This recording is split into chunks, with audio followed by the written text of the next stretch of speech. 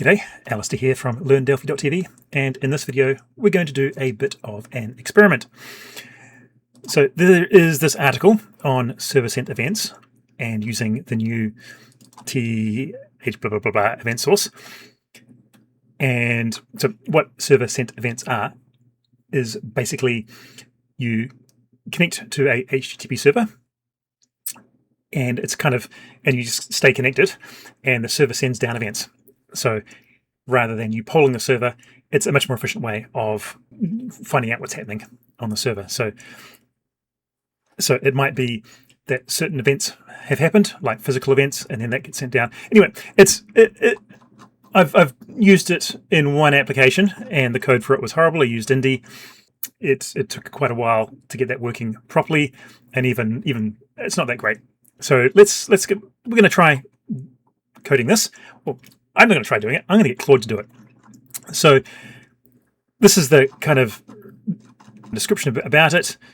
Sorry if I click on this one, here's the source code, and I have cloned the demo project.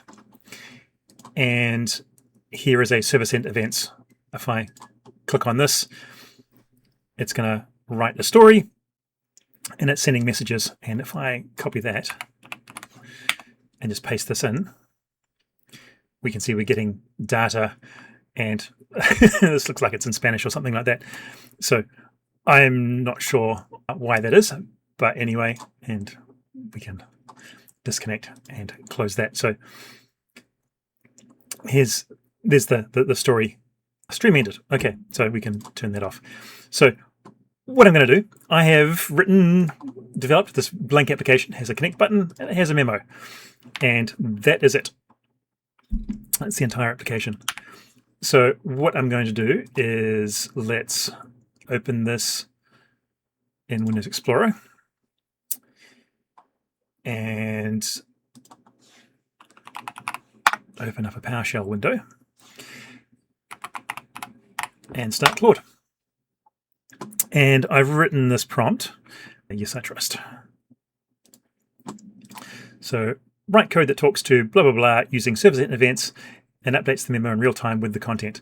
You can look at the sample code in blah, that's where I downloaded the code in Embarcadero sample application. And there is some basic documentation on this blog post. Here, there might be more documentation online, but this will do for now. We'll see what Claude can do with this. Hopefully it'll be smart enough. So let's paste that in, and it's going to probably ask for lots of permissions.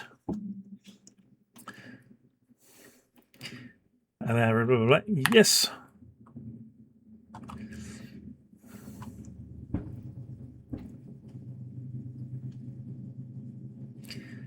Okay. Yes, you can. I'm pressing 2 to allow it to do it without pondering. Why did that fail?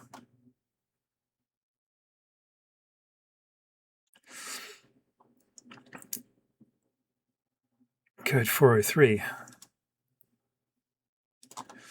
No, that's not the pages I want.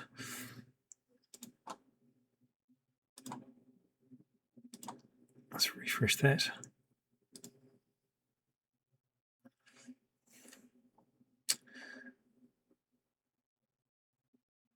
Okay, maybe that's going to prevent Claude from. So how about I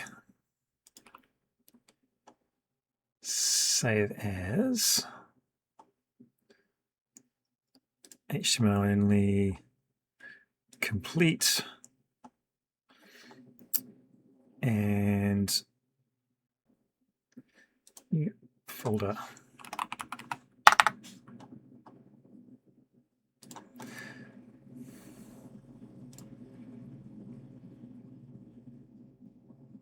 Oh, did I not save?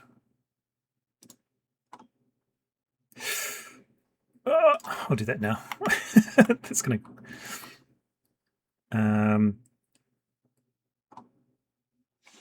Oh, okay, sure. Okay, it's created an on-click event. Form create, form destroy.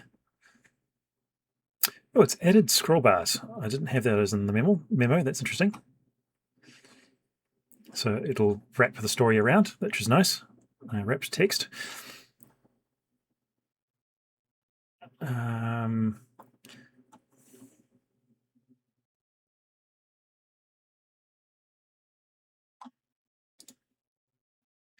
Yes to all. Let's run that and connect. Holy cow. Okay, we need spaces between the text. That is fine. Disconnect worked. Okay, so I have no idea how long it would take me to get this written. I'm guessing more than 5 minutes, which is what Claude has done. So that's cool. Let's get those spaces sorted. And at this point, normally I'd commit, but this is a throwaway application. So I find that the best strategy with Claude is to get it to do a task and then commit each step. Every time it gets, we get a step in the right direction, I like to commit, and I can use, this is the commit message, for instance. But we won't worry about that.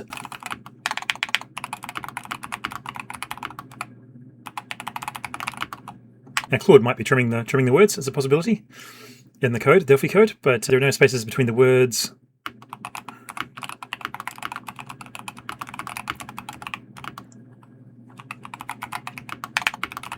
Don't know why I'm saying please, but anyway. Thinking with high effort. I generally code with Opus most of the time. I should use Sonnet. Basically, Opus is twice as expensive as Sonnet as the model. And yeah, so you're through tokens much faster, but it writes way better code. And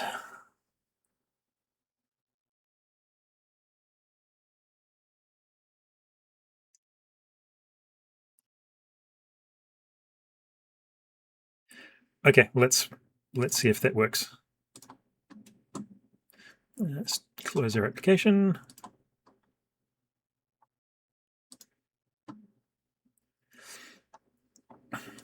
And here's our story. So this is like Claude is constantly blowing me away about what it can do. And this is very, very cool. I might port my other code that was using server-sent events to using this. And we'll see if that resolves some issues it was having.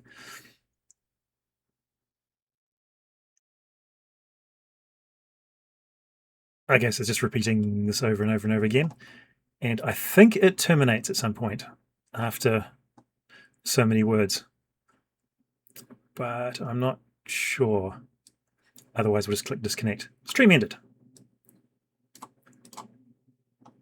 Okay, and I might have reconnected. Okay, and so now we're getting something in Spanish. So let's disconnect. So close.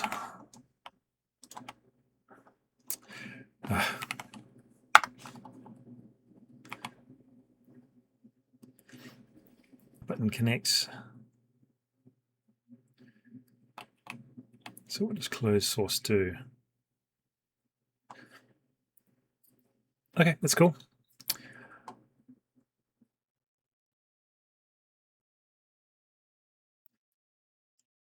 I don't know if we need to do that level of cleaning up when we free and null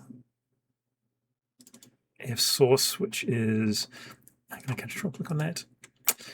No, I might need to close and reopen the unit. But anyway, that's what I pretty much wanted to demonstrate in this video. I hope you found this interesting. I certainly, Claude is just such a massive time saver. It's just quite phenomenal in what it's capable of. And yeah, I mean, I suppose the other, if you're using Gemini or ChatGPT, they will be equally well suited for developing this kind of application based on some sample code. And you could probably do this in a browser as well if you're not subscribed to a Anthropic or the Google Gemini or what have you. You could probably just do it in a browser with the same sort of prompt, and it would probably, in fact, let's go and go Gemini.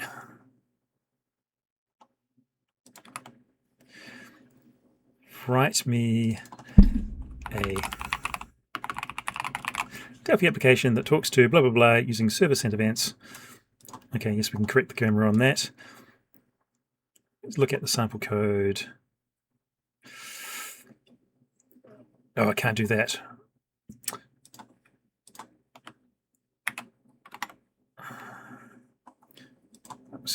Alt-tab. So we'll refer it to the GitHub repository in the blog post, blah, blah, blah, blah.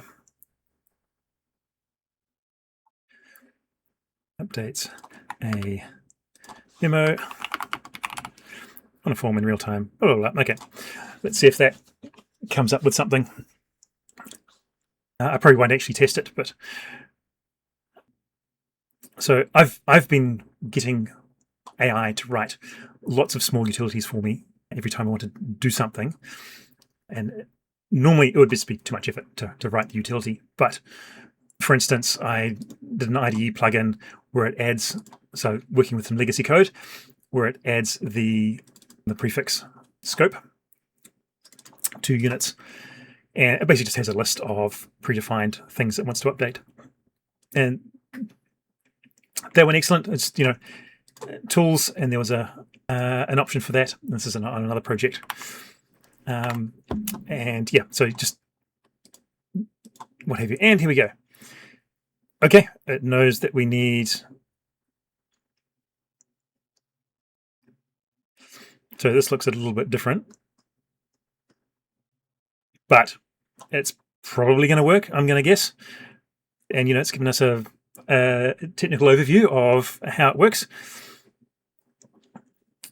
Yeah. So anyway, I hope you enjoyed this video. If you found it useful, please check out my books, Code Better in Delphi and Code Faster in Delphi. Both are available on learndelphi.tv. Well, technically, you can find where to get them on learndelphi.tv. And I will see you in a future video. Happy coding.